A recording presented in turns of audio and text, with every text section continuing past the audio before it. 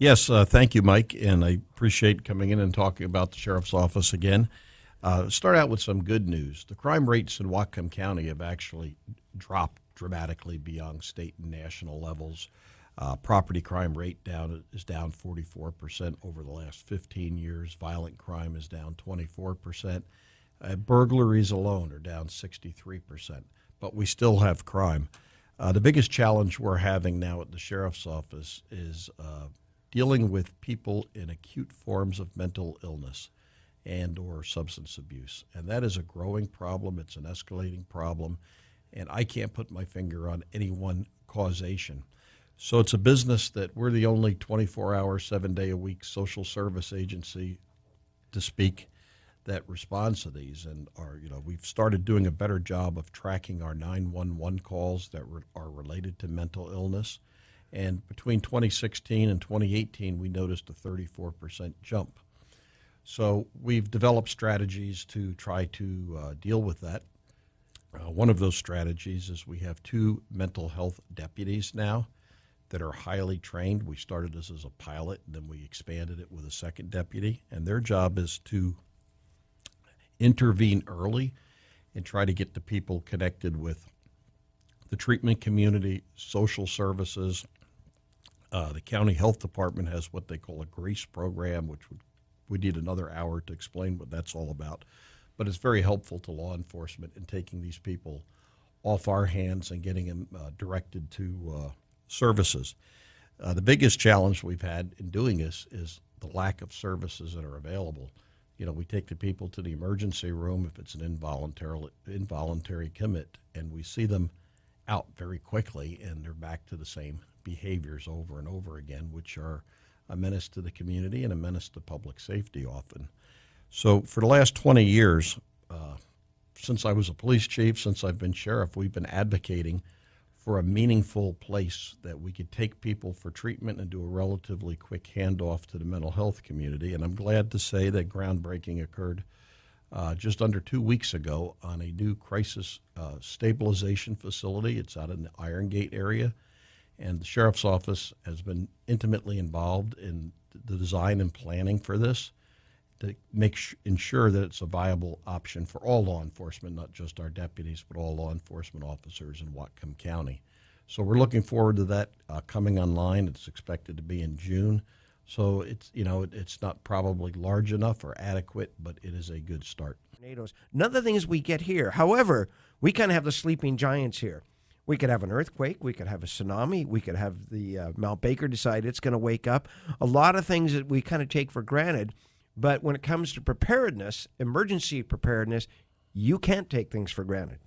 No, the sheriff is the de facto director of emergency management in Whatcom County, and we have emergency management team, and we have a state-of-the-art emergency operations center that's located out by the airport, where we share space with both the Port of Bellingham and the city of Bellingham.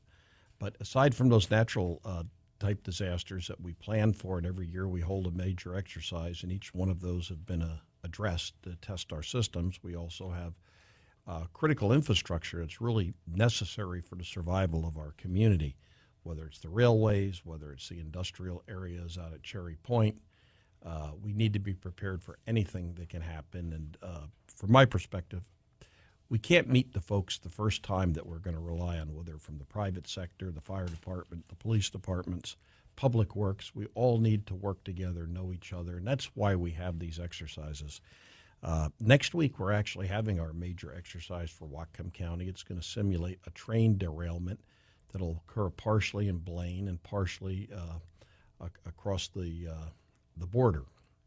And we'll be working with our Canadian counterparts just to test our coordination, our ability to respond. And so, God forbid something like that does happen, the relationships will be in place, the response plans will be in place, and we'll know how they work.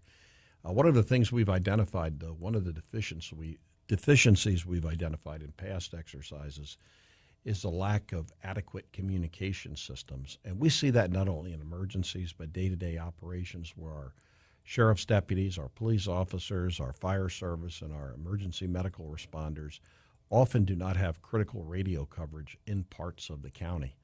So we've put forth a plan. We've hired someone to design a plan, not to build a new $40-50 million radio system that was proposed years ago by actually Dale Brandlin. That's how far back it goes, and that was the cost back then.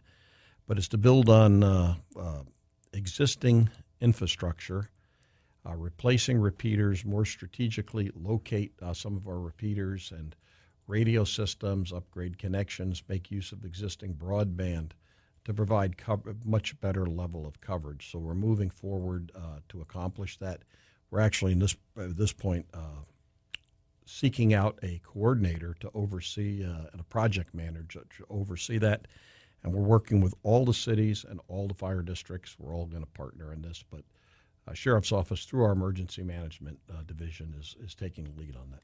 So I have on the program this morning, of course, Mr. Bill Elfo, Sheriff Bill Elfo, and you recently received a lot of notoriety, I'll put it that way, and I want to congratulate both you and retired County Prosecutor David McEachran. You took a case that occurred many, many years ago, and most people thought they would never hear anything about it. I'm going to let you explain what happened, and it was remarkable, and the whole country got a glimpse of what tenacity and technology can do to solve a crime. Well, the day after Thanksgiving in 1989, 18-year-old Mandy Stavik, a 4.0 student, athlete, musician, was home from Thanksgiving break from Central Washington University. She went for a run with her dog. The dog came home. She never did. And several days later, they found her naked body in the Nooksack River. She had been robbed. She had been raped and murdered. When I became sheriff in 2003, went and visited Mrs. Stavik, Mandy's mom. She lives out there in the on the Clipper Road in a very rural part of Whatcom County. And talked to her about the case, and we assigned more resources to it and continued to work on it. And credit to Dave McEachran, but more credit also to our team, our detectives that worked that case with so much tenacity and following up every lead, and we're ensuring that it's never forgotten. And so every year I would go see Mary and give her the updates. We'd sent detectives to Cambodia to follow up on leads.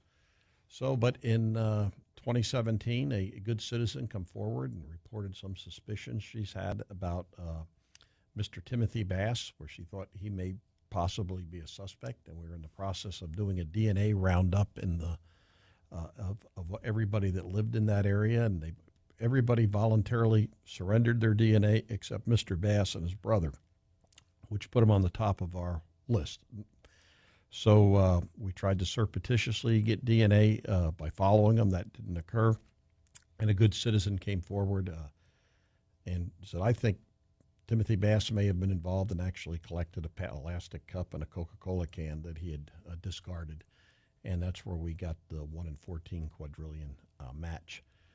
Make a very long story short, he was convicted earlier this year of first-degree felony murder, and was sentenced to the maximum time in prison that applying 1989 law allowed. But I've got to tell you, it's just so proud of our team, our detectives. I'm proud of Dave McEachran coming out of retirement. He actually came out of retirement because he was so passionate about solving Well, this. He knew the case from day one. Yeah. And we had Gary Goldfogle, our medical examiner. He was a medical examiner at the time. And the defense tried to discredit him, and he just blew them completely out of the water. And they did just a great job on the prosecution as well. But I got to tell you, I've been in law enforcement a long time, and the highlight of my career was going up and telling Mary Stavik on her 81st birthday, and she was out there. She chops her own wood. At that time she was still living in the same home. And tell her, Mary, it's over. We got him. Yeah, and she's a remarkable woman because she had a lot of tragedy in her lifetime, and good of you to stay in touch and keep that hope alive. And I can't imagine what that moment was like. So unique and so significant that it received national attention. And 2020 recently did a program, and I thought they did a really admirable job. I'm guessing it looked like a pretty accurate depiction of what occurred. Yeah, 2020 did a 2-hour special on it. Dateline's going to do a special on it. And these are shown around the world. Yeah. And we're just hoping that it renews interest in other cold cases around the country, but right here in Whatcom County. We're hoping this will spark help. Jeff Little was murdered here in 2009, shot to death out on the Massey Road. Carol Green was abducted from Ferndale in 1983. Well, Bill, I appreciate you taking time to come in this morning, and I, as an individual citizen, feel as though I live in a safer place because of good work of you and your department and the agencies involved. And if you have questions, you can reach out and you can talk to our sheriff. You can talk to the sheriff's office. Thank you for listening. I'll join you next Saturday on Radio Real Estate. Thank you, Mike.